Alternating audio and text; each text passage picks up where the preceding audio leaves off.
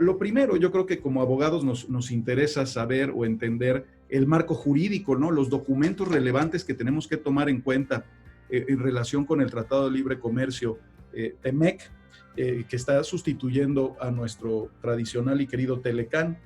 A este respecto, pues el primer documento importante es el protocolo o el decreto promulgatorio del protocolo por el que se sustituye el Tratado de Libre Comercio de América del Norte por el Tratado de Libre Comercio entre México, Estados Unidos y Canadá. Este protocolo fue suscrito, como recordarán, en Buenos Aires el 30 de noviembre de 2018, tras un periodo largo de negociación, y finalmente en 2018 se celebra el tratado y el decreto promulgatorio apenas se publica en esta semana. Pero no se publicó solito, se publicó con otros ordenamientos o con otros documentos que van a regir la relación entre los países. Los primeros de estos documentos son ciertas cartas paralelas que son entendimientos entre el gobierno de los Estados Unidos y el gobierno de México. Estas cartas paralelas también datan del 30 de noviembre de 2018 y fueron aprobadas por el Senado de nuestra República el 12 de diciembre del año pasado y publicadas en nuestro DOF el 21 de enero de 2020, y otra vez se promulgaron con el decreto promulgatorio que estamos comentando esta misma semana. Estas cartas son 6 cartas paralelas. 2 de ellas tienen que ver con la facultad del gobierno del Ejecutivo estadounidense de imponer aranceles por cuestiones de seguridad nacional, aún en contravención con los tratados de libre comercio celebrados por Estados Unidos, en base a una legislación que conocemos como la 232.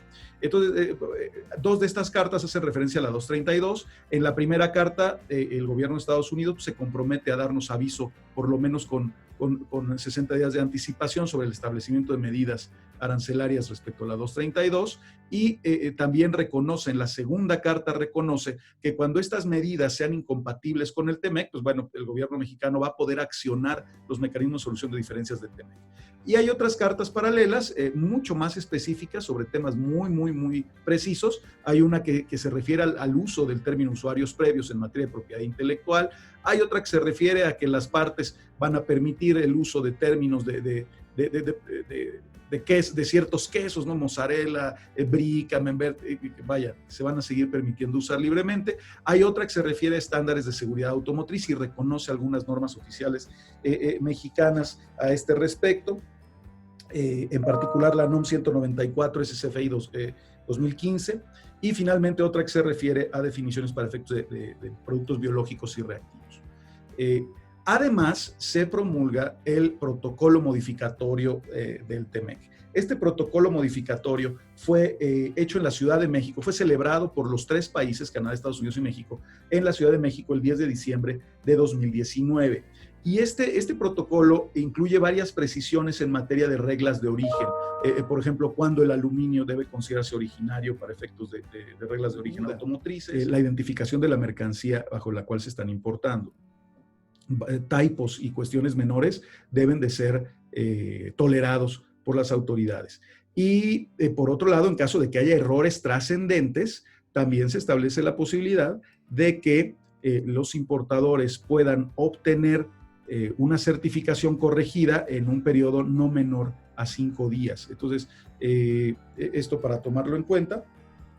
Es momento de que ya todos los importadores hayan migrado a la certificación de origen. ¿Qué pasa si no lo han hecho? Bueno, pues también el tratado prevé que las mercancías originarias pueden importarse, o las mercancías originarias que se importen sin aplicar el trato preferencial, bueno, si se obtiene la certificación posteriormente, podrán rectificar el pedimento de importación para acompañar la certificación, para aplicar el trato preferencial en su documento de importación, generar un saldo a favor y ya sea compensar estos aranceles contra los causados en futuras operaciones, o bien solicitar su devolución. En cualquiera de los casos, el procedimiento de compensación o devolución debe de realizarse en 1 año después de la operación. Entonces, es importante que repasemos esta cuestión.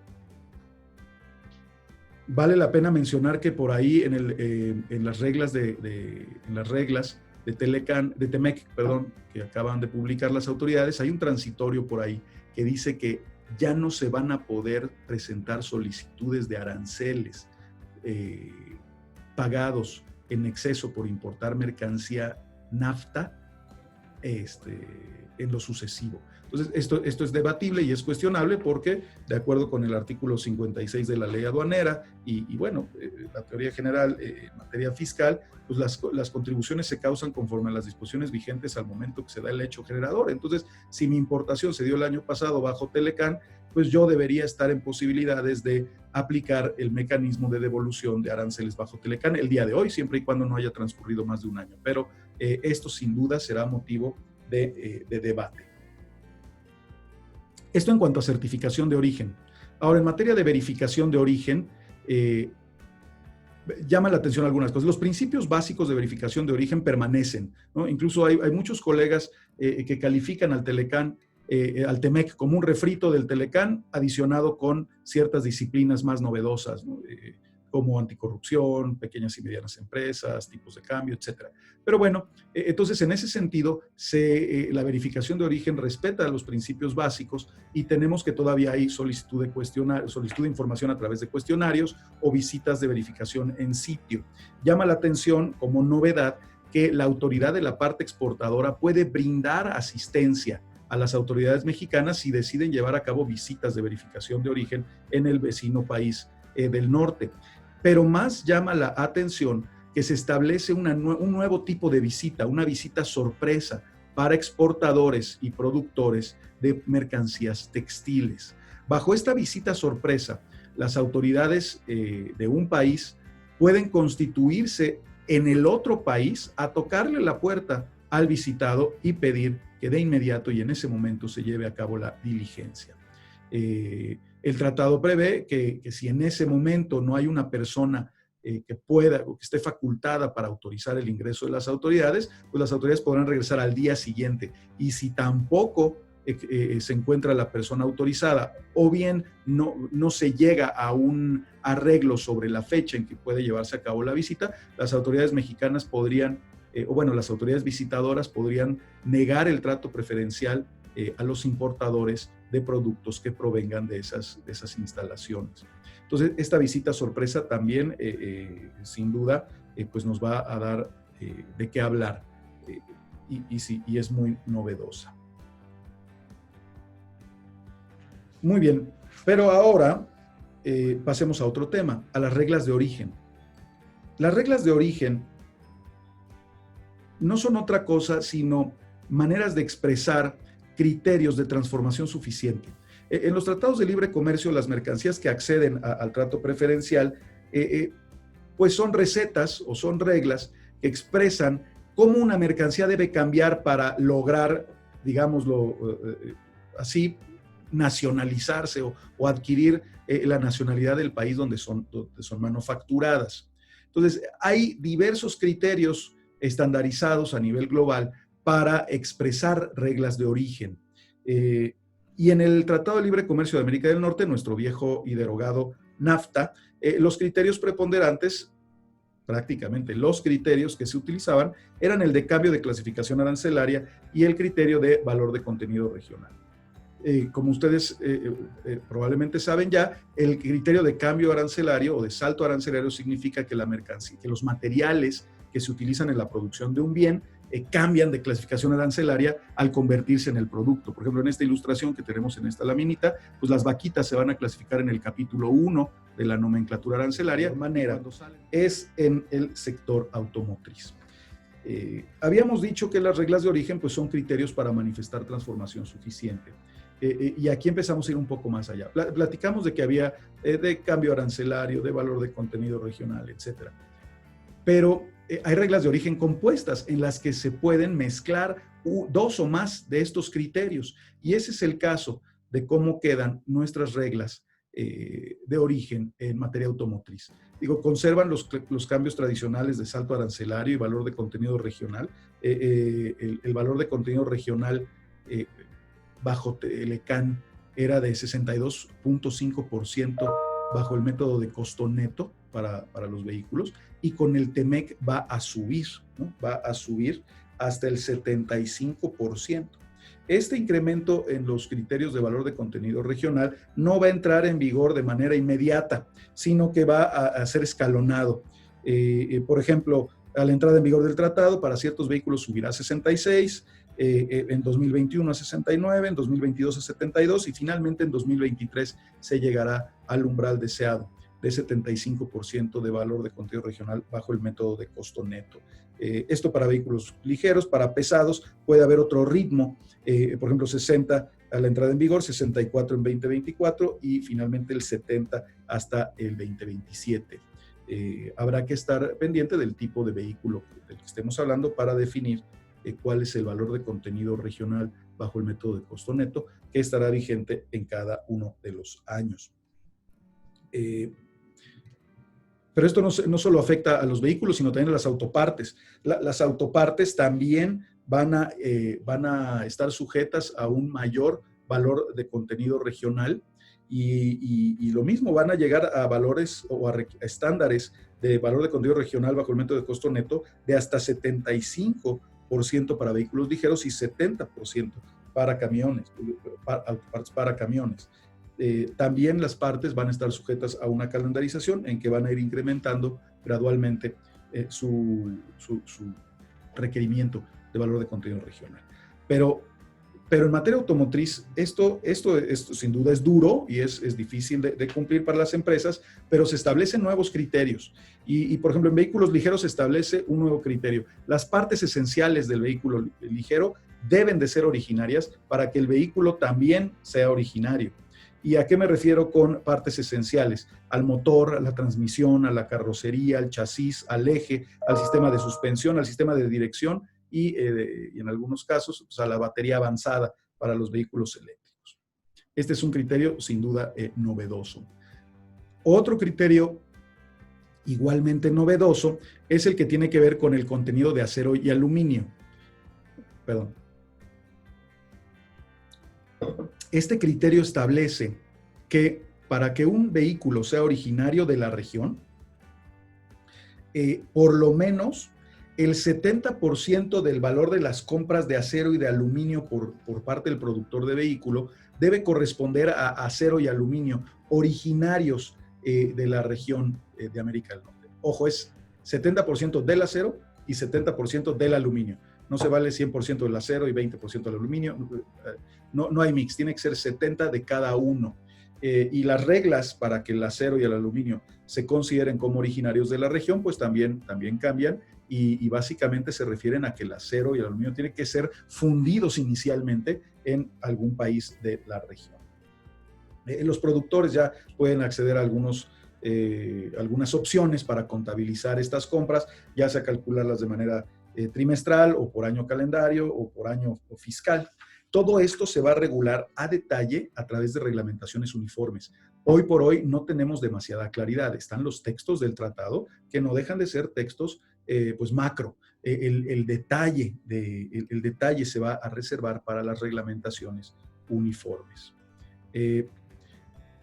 Y también dio mucho de qué hablar y hay mucha polémica en torno al requisito del valor de contenido laboral. El valor de contenido laboral se exige que los vehículos ligeros, que los vehículos de pasajeros, tengan un contenido laboral de la región del 30%. Y tratándose de camiones, el requisito es aún mayor. Se requiere que tengan un 45% de valor de contenido laboral. Ahora, ¿qué es el contenido laboral? Es lo que todos hemos venido escuchando en el sentido de que los productos o las partes del vehículo y en el ensamble del vehículo mismo se lleven a cabo en instalaciones en las que se paguen salarios de $16 por hora, cuando menos. Es decir, instalaciones de altos salarios. Ahora, para el cálculo del valor de contenido laboral, hay que tomar en cuenta ciertos lineamientos. Tratándose del 30% de pasajeros, vamos a poder tener un mínimo del 15%, ojo, mínimo del 15%, esto podría ser del 15 al 30, pero mínimo del 15% en salarios que correspondan a gastos de materiales y manufactura.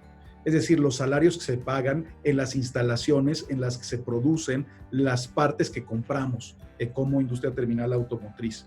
Entonces, el salario de $6 por hora se va a enfocar por instalación. Se prevé que pues entonces las empresas autoparteras que cumplan con este requisito, digo, obviamente en México no serán tantas, pero en nuestros vecinos puedan extender una especie de certificación para que el ensamblador del vehículo pueda soportar pues que las compras de esa planta, de ese cliente, corresponden a altos salarios que juegan favorablemente para este valor de contenido laboral. Ahora, pero no necesariamente todo el porcentaje tiene que corresponder a gastos de materiales y manufactura. También podemos incluir ciertos salarios o hasta cierto monto los salarios que se paguen en gastos de tecnología. ¿A qué nos referimos con esto? Nos referimos a gastos pagados por investigación y desarrollo. Quiero compartir con ustedes y platicar con ustedes el día de hoy. Son las disposiciones laborales establecidas por el TEMEC. Sin duda, el TEMEC es de vanguardia en el sentido de la defensa de los derechos laborales al incluir todo un capítulo, el capítulo 23, que se dedica a los derechos laborales. Es muy importante señalar que el tratado claramente establece que es la intención de las partes comerciar solamente con bienes que se produzcan respetando los derechos laborales. Las partes se obligan a no dejar de aplicar o de aplicar indebidamente en un curso de acción sus leyes laborales de tal manera que afecten al comercio. Y aquí el tema de afecten al comercio se establece a una manera de presunción que podría admitir prueba en contrario, pero la presunción es que se va a presumir que la afectación de un derecho laboral afecta a su vez al comercio cuando se dé en unas instalaciones en las que se fabriquen bienes que se exportan a otro país parte, o si no se exportan y se comercian en el país parte, en el país en que se producen compiten con mercancía importada de otro país parte. Entonces, como vemos, la presunción de afectación al mercado pues será muy, muy difícil de revertir. Ahora, lo novedoso es que aquí en materia de derechos laborales, si alguna de las partes considera que otra viola derechos laborales, la va a poder llevar al mecanismo de solución de diferencias y en caso de que se determine que efectivamente se violan los derechos laborales, pues establecer medidas de retaliación o establecer sanciones, limitar los beneficios del Tratado de Libre Comercio respecto a ciertas mercancías. Estos derechos laborales que están previstos por el tratado, pues básicamente son los contenidos en la Declaración de la Organización Internacional del Trabajo sobre los Derechos en el Trabajo. Las partes en el TEMEC reconocen los derechos de esta declaración y los que se mencionan en específico en el TEMEC son el de asociación y negociación colectiva, eliminación de trabajo forzoso, abolición de trabajo infantil y la eliminación de la discriminación en los centros de trabajo. Ahora, ¿qué pasa si hay violaciones a cuestiones laborales? Las partes pueden entrar en consultas o pueden incluso entrar en diálogos laborales sobre cualquier tópico. Y si las consultas fallan, pues irse a un panel organizado. Ahora, estos paneles pueden tomar mucho tiempo, pueden tomar un par de años para lograr una solución, por lo cual incluso este tema de las prácticas laborales mexicanas y la tardanza en los paneles fue una de las cosas que bloquearon la aprobación del tratado en la Cámara Baja de los Estados Unidos de América. Al grado que fue por eso que se celebró o que se incluyó el llamado Mecanismo Laboral de Respuesta Rápida en Instalaciones Específicas en el protocolo modificatorio del TEMEC. Y esto fue la herramienta para que el tratado pudiera destrabarse y pudiera aprobarse en el Congreso de los Estados Unidos. ¿Qué significa el Mecanismo Laboral de Respuesta Rápida en Instalaciones Específicas? Bueno, este mecanismo tiene que ver con dos derechos, bueno, con derechos laborales muy específicos, que son el derecho de libre asociación y de negociación colectiva. Cuando se estime que en una instalación específica se violan estos derechos, se puede acudir a este mecanismo. O sea, su propósito entonces es reparar la denegación de derechos de libre asociación y negociación colectiva en una instalación cubierta por el tratado. ¿Cuáles van a ser las instalaciones cubiertas por el tratado? Bueno, pues en las que se fabriquen los bienes que se comercian entre las partes y que correspondan a un sector prioritario. Estos sectores prioritarios son aeroespacial, autos, autopartes, cosméticos, mercancías industriales horneadas, acero, vidrio, cerámica, plástico, forjas y cemento. La lista es enunciativa, pero confiamos en que se limitarán a estos sectores y el tratado establece que se puede ir revisando periódicamente. También entran en los sectores, las instalaciones cubiertas, las que se refieran a prestación de servicios y actividades de minería. Curioso decir que solamente aplica para México vis a vis Estados Unidos y México vis a vis Canadá, pero no entre Estados Unidos y Canadá, todo este procedimiento. Ahora, este procedimiento es más rápido, tiene tiempos más cortos y se refiere a que cada parte puede iniciar una investigación, darle a conocer a la otra que le está investigando, darle oportunidad de que corrija el curso de acción y si no corrige el curso de acción en un periodo de un par de meses, pues dar inicio a un panel.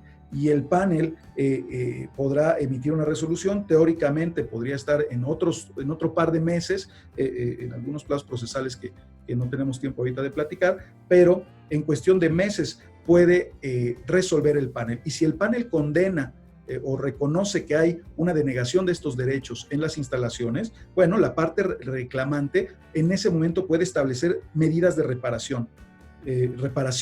Y estas reparaciones, pues idealmente o en principio, son la suspensión del trato arancelario preferencial para las mercancías producidas en esa instalación específica. Y obviamente, bueno, y si hay reincidencia o denegación de derechos en otras instalaciones del mismo patrón, pues pudiera extenderse la sanción o la reparación a mercancías producidas en otras instalaciones u otro tipo de mercancías. El tratado establece que cuando se den las reparaciones, las partes van a entrar en consulta permanente para que al momento en que se revierta la denegación de derechos, pues se levanten también las medidas de reparación. Este uso de panel está previsto como de buena fe y no debe utilizarse como una medida para obstaculizar el comercio. Si alguna de las partes llega a usarlo de esta manera, puede ser denunciada y si se le encuentra culpable, se le inhabilita para ejercer el mecanismo hasta por 2 años.